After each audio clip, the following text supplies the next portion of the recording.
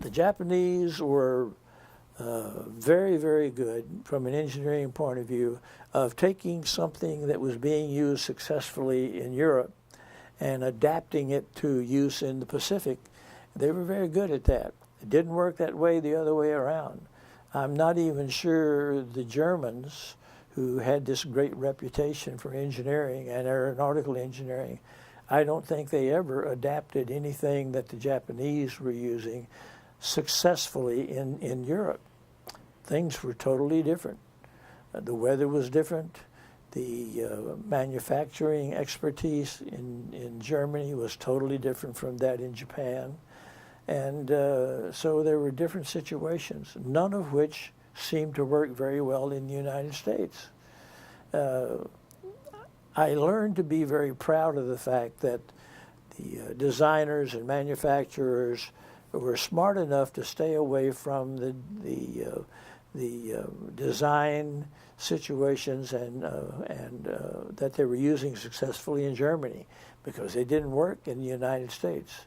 The Canadians figured this out before we did, and they were using the things that had been designed and were being used successfully in England, which was kind of natural because they were a dominion within the British Empire. And but even before the Canadians got heavily involved, after the war started in 1939, and they, along with the other dominions in the British Empire, started sending people and materials and equipment to England right away, because it was the mother country that was being attacked. And but that was as far as it went. They didn't adapt anything else. Like some of the materials and the equipment that were being used in France were just horrible, and the Canadians were smart enough to stay away from it.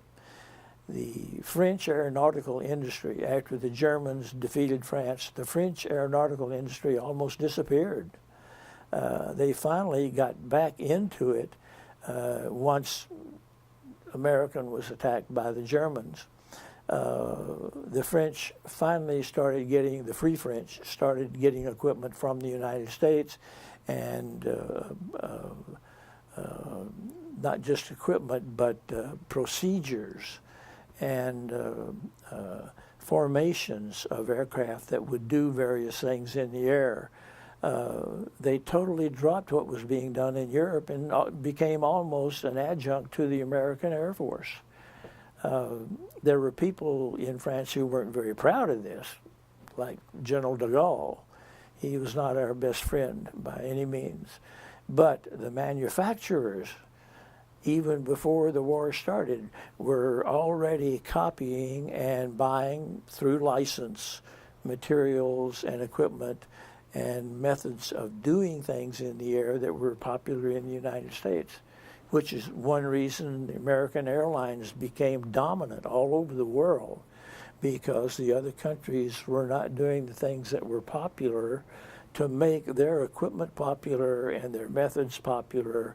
And it was the big reason that Pan Am and United and American Airlines, who had such innovative people, as Charles Lindbergh, for example, and other people way back in those days, the rest of the world seemed to just acknowledge that the manufacturers and designers and operators of airlines in the United States were more efficient, and they were making money, while the airlines and the people who supplied materials and personnel to the airlines in Europe and in the Far East and the Middle East were not being successful at all.